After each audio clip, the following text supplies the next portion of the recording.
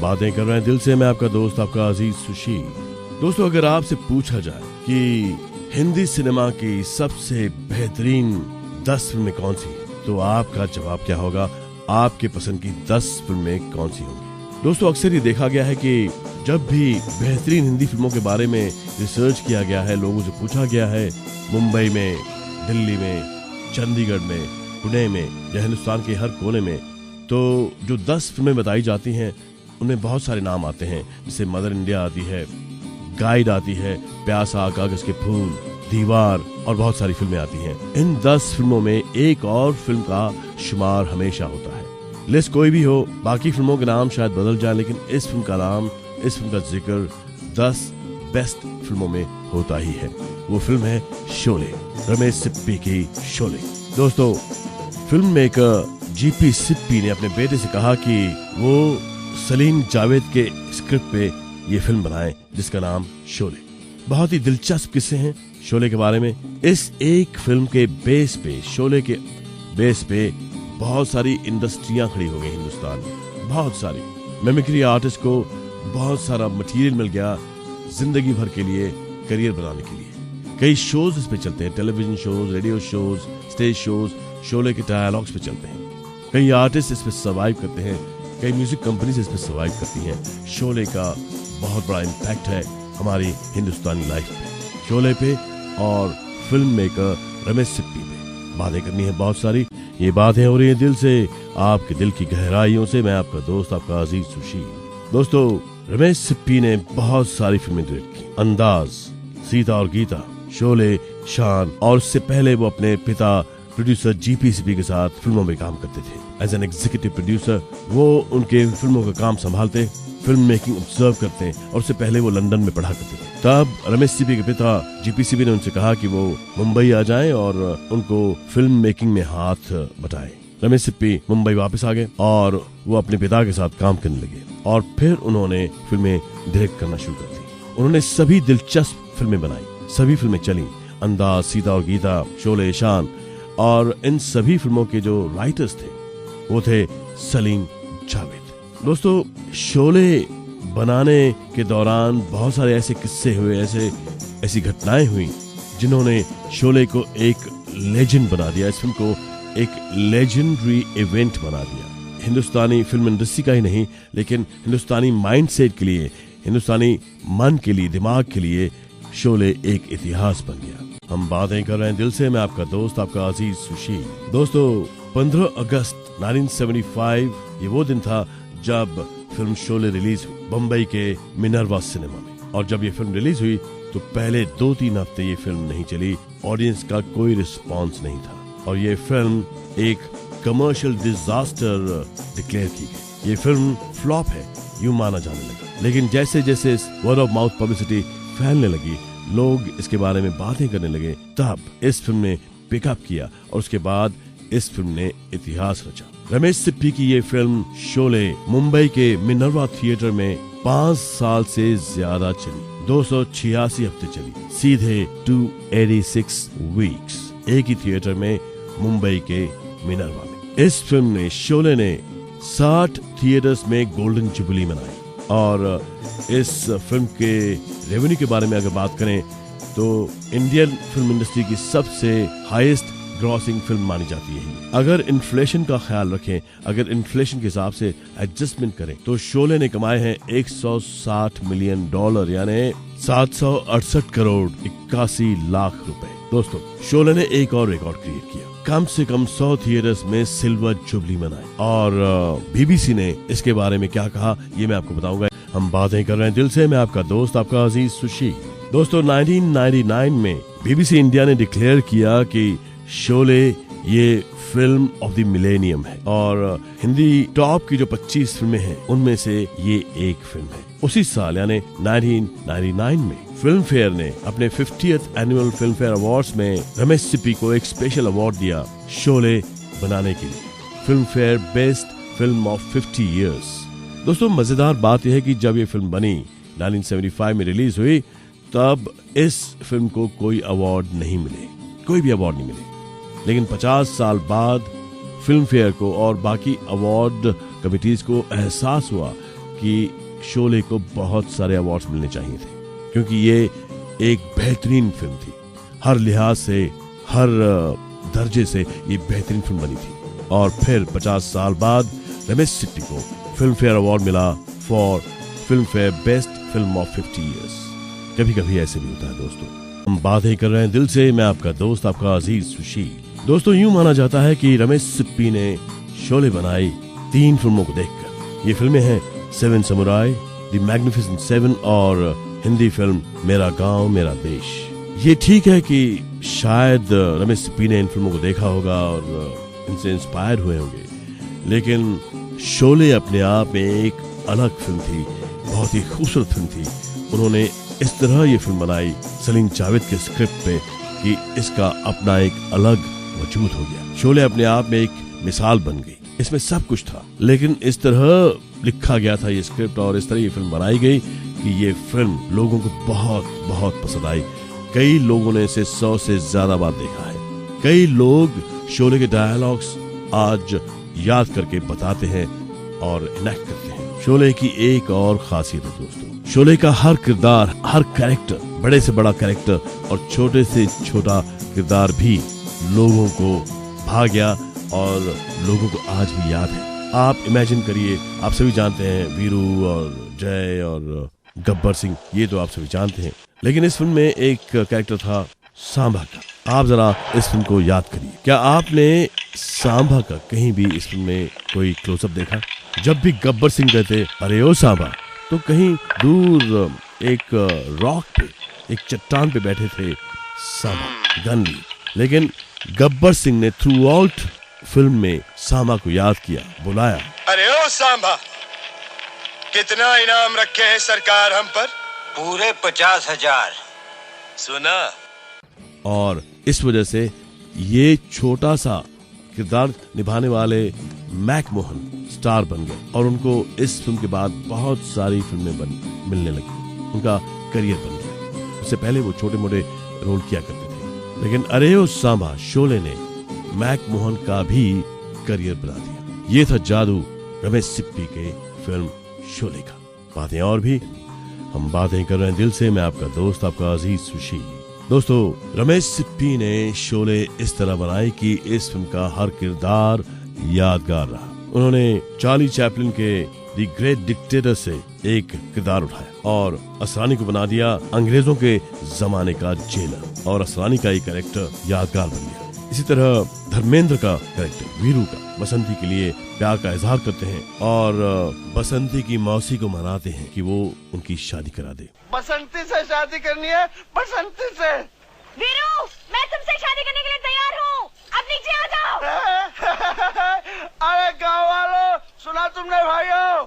मौसी भी तैयार है, बसंती भी तैयार है, इसलिए मरना कैंसल। ये अपने आप में बहुत ही यादगार सीन है और लोग इसे 100, 200, 300 बार देख चुके हैं, दोबारा देखना पसंद करते हैं। इस फिल्म का हर किरदार, हर सीन बहुत ही खूबसूरत था, बहुत ही मजेदार था, एंटरटेनिंग था। ये फिल्म बहुत कुछ कह जाती थी। हम बातें कर रहे हैं दिल से, मैं आपका दोस्त, आपका अजीज सुशील। दोस्तों, जब रमेश सिप्पी ने सलीम जावेद की स्क्रिप्ट पढ़ी तो उन्हें ये स्क्रिप्ट बहुत अच्छी लगी और उन्होंने डिसाइड किया कि वो ये फिल्म बनाएंगे, शोले। सलीम जावेद के स्क्रिप्ट में सब कुछ था। इसमें बहुत सारे सब प्लॉट्स थे। एक प्लॉट था, एक मेन कहानी थी, उसके साथ साथ सब प्लॉट्स थे, बहुत सारे डाइग्रेशंस थे, कॉमिक स्किट्स थे और 3 लंबे चौड़े फ्लैशबैक्स थे। यानी हर सीक्वेंस अपने आप में एक छोटी फिल्म था और हर किरदार का अपना एक डिस्टिंक्ट रोल था और अपनी एक पहचान थी। जैसे मैंने आपको बताया, असरानी का द ग्रेट डिक्टेटर का स्पूफ, या वीरू का वो वाटर टैंक वाला खुदकुशी करने का वो सीन, या प्यार का इजहार करने वाला वो सीन, या बहुत सारे सीन। इसी तरह एक और किरदार है इस फिल्म में जो आप सभी जानते हैं। वो बसंती तो फिल्म की हीरोइन थी, हेमा मालिनी, लेकिन उनकी जो घोड़ी है इस फिल्म में, धन्नो, इसका भी नाम आज हर शोले प्रेमी जानता है। और साथ साथ जेल में केस्टो मुखर्जी का किरदार भी बहुत ही दिलचस्प है। इस फिल्म में कहीं भी खून खराबा डायरेक्टली नजर नहीं आता, लेकिन फिर भी ये फिल्म बहुत ही दिलचस्प और बहुत ही चिलिंग बनी है। आप देखना चाहते हैं कि आगे क्या होता है। गब्बर सिंह का हाल क्या होता है और क्या ठाकुर बलदेव सिंह बदला ले पाते हैं। बहुत ही खूबसूरत प्लॉट था ये फिल्म का। बातें और भी बातें कर रहे हैं दिल से, मैं आपका दोस्त आपका अजीज सुशील। दोस्तों, यूं देखा जाए तो शोले की कहानी एक बदले की कहानी है। ठाकुर बलदेव सिंह का सारा कुटुंब मारा गया है। उसे मारा है गब्बर सिंह और ठाकुर बलदेव सिंह इसका बदला लेना चाहते हैं और वो दो छोटे क्रिमिनल्स को हायर कर लेते हैं, जय और वीरू, और फिर उनके जरिए वो गब्बर सिंह से बदला लेते हैं। यह कहानी इस फिल्म की। कहानी अपने आप में शायद नहीं है, इसका कोई कॉन्सेप्ट नया नहीं लगता, लेकिन इस फिल्म के कहने का अंदाज, इसका नैरेटिव, इसका प्रेजेंटेशन, इसका डायरेक्शन, इसका स्क्रिप्ट इस फिल्म को पूरी नई ट्रीटमेंट देता है। एक नया अंदाज है फिल्म को पेश करने का।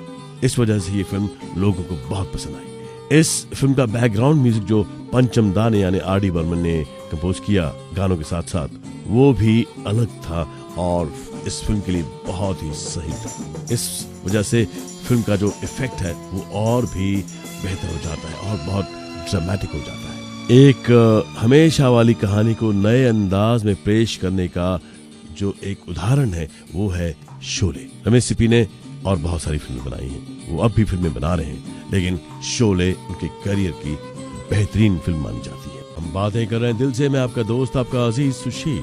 दोस्तों, यूं देखा जाए तो शोले की कहानी एक बदले की कहानी है। ठाकुर बलदेव सिंह का सारा कुटुंब मारा गया है। उसे मारा है गब्बर सिंह और ठाकुर बलदेव सिंह इसका बदला लेना चाहते हैं और वो दो छोटे क्रिमिनल्स को हायर कर लेते हैं, जय और वीरू, और फिर उनके जरिए वो गब्बर सिंह से बदला लेते हैं। यह कहानी इस फिल्म की। कहानी अपने आप में शायद नहीं है, इसका कोई कॉन्सेप्ट नया नहीं लगता, लेकिन इस फिल्म के कहने का अंदाज, इसका नैरेटिव, इसका प्रेजेंटेशन, इसका डायरेक्शन, इसका स्क्रिप्ट इस फिल्म को पूरी नई ट्रीटमेंट देता है। एक नया अंदाज है फिल्म को पेश करने का। इस वजह से ये फिल्म लोगों को बहुत पसंद आई। इस फिल्म का बैकग्राउंड म्यूजिक जो पंचम दा ने यानी आर डी बर्मन ने कंपोज किया गानों के साथ साथ, वो भी अलग था और इस फिल्म के लिए बहुत ही सही था। इस वजह से फिल्म का जो इफेक्ट है वो और भी बेहतर हो जाता है और बहुत ड्रामेटिक हो जाता है। एक हमेशा वाली कहानी को नए अंदाज में पेश करने का जो एक उदाहरण है वो है शोले। रमेश सिप्पी ने और बहुत सारी फिल्में बनाई हैं, वो अब भी फिल्में बना रहे हैं, लेकिन शोले उनके करियर की बेहतरीन फिल्म मानी जाती है। हम बातें कर रहे हैं दिल से, मैं आपका दोस्त आपका अजीज सुशील। दोस्तों, शोले का शूटिंग हो रहा था 1974-75 के दरमियान और ये फिल्म शूट हो रही थी बैंगलोर के पास रामनगर में। वहाँ पे एक खास सेट लगाया गया था जो बाद में सिप्पी नगर के नाम से जाना जाने लगा और एक टूरिस्ट अट्रैक्शन बन गया है। उस वक्त इस फिल्म का कॉस्ट ऑफ प्रोडक्शन था 2 करोड़ रुपए, जो उस जमाने के लिए बहुत बड़ी बजट थी और ये फिल्म उस वक्त बेची गई थी पर टेरिटरी 20 लाख रुपए पे। उन दिनों कोई भी film, big budget film, big star cast film 10-11 lakh में मिल जाती थी, लेकिन इसकी टेरिटरी कॉस्ट थी 20 लाख रुपए। पहले ये फिल्म फ्लॉप डिक्लेयर की गई, लेकिन आहिस्ता आहिस्ता इस फिल्म ने पिकअप किया और फिर ये super duper all time hit बन गई। इसके बारे में आप सभी जानते हैं। रमेश सिप्पी पे बातें और भी हम बातें कर रहे हैं दिल से, मैं आपका दोस्त आपका अजीज सुशील। दोस्तों, शोले की शूटिंग से पहले रमेश सिप्पी ने साइन किया डैनी को गब्बर सिंह का किरदार निभाने के लिए, लेकिन फिर डैनी डेंजोक्पा किसी और फिल्म में बिजी हो गए और वो डेट्स नहीं दे पाए, तो उन्होंने बैकआउट कर दिया। उन्होंने कहा कि वो शूटिंग पे नहीं आ पाएंगे और ये किरदार निभा नहीं पाएंगे और उसके बाद अमजद खान को साइन कर दिया गया। उनको किसी हिंदी प्ले में देखा गया स्टेज पे और फिर सलीम जावेद ने उनका नाम रेकमेंड किया रमेश सिप्पी को। रमेश सिप्पी ने उनका काम देखा, पसंद किया और उन्हें साइन किया 500 रुपया पर वीक जब तक ये शूटिंग चले। अमजद खान के पिता बहुत मशहूर एक्टर थे, जैन साहब। लेकिन आपको बता दूं कि गब्बर सिंह का रोल करने के लिए माना जाता है, कहा जाता है कि संजीव कुमार भी इंटरेस्टेड थे और शायद अमिताभ बच्चन भी ये रोल करना चाहते थे, लेकिन अमजद खान ने इस रोल को निभाया और एक इतिहास रचा, एक ऐसा विलेन क्रिएट किया जो बहुत पॉपुलर हुआ। लेकिन जब शूटिंग हो रही थी तब कई लोग चाहते थे कि अमजद खान को निकाल दिया जाए। वो क्यों? बातें होंगी, हम बातें कर रहे हैं दिल से, मैं आपका दोस्त आपका अजीज सुशील।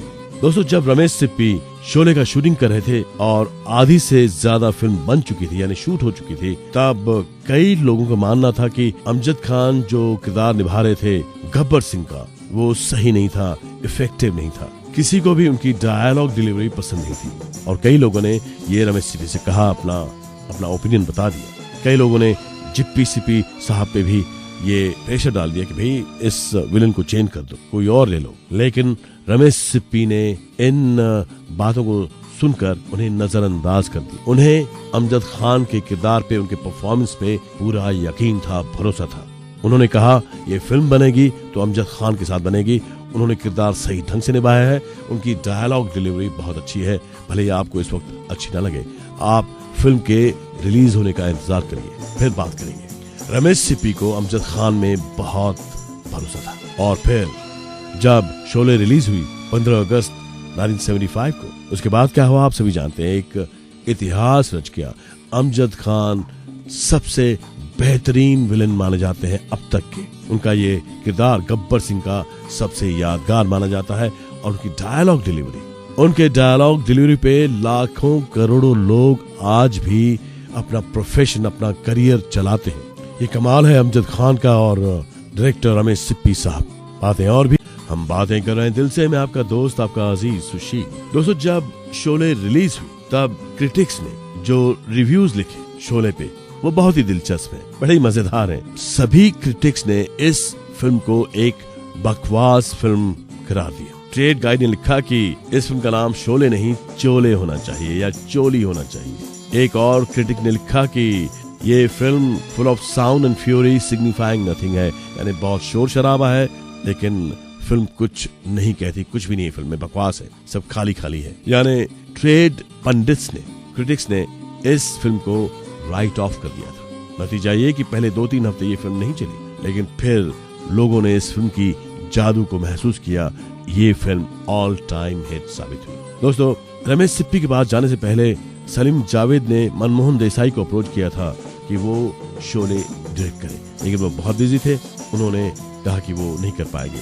उसके बाद वो जिप्पी सिप्पी और रमेश सिप्पी से मिले। उनके साथ वो पहले ही काम कर चुके थे। रमेश सिप्पी को ये स्क्रिप्ट बहुत पसंद आई और फिर रमेश सिप्पी ने शोले बनाई। फिल्म लगी, पहले 2 हफ्ते फ्लॉप डिक्लेयर हुई, उसके बाद बहुत बहुत बहुत चली। दोस्तों, सवाल ये है कि क्या हर फिल्म की अपनी एक किस्मत होती है? इस सवाल का जवाब मेरे पास नहीं है, क्या आपके पास है? लेकिन हमेशा अपने दिल की बात सुनो, क्योंकि दिल आखिर दिल है, दिल आपका आईना है। अपने दोस्त, अपने अजीज सुशील गजवानी को इजाजत दीजिए। गुड नाइट, शुभ रात्रि, शब्बा खैर।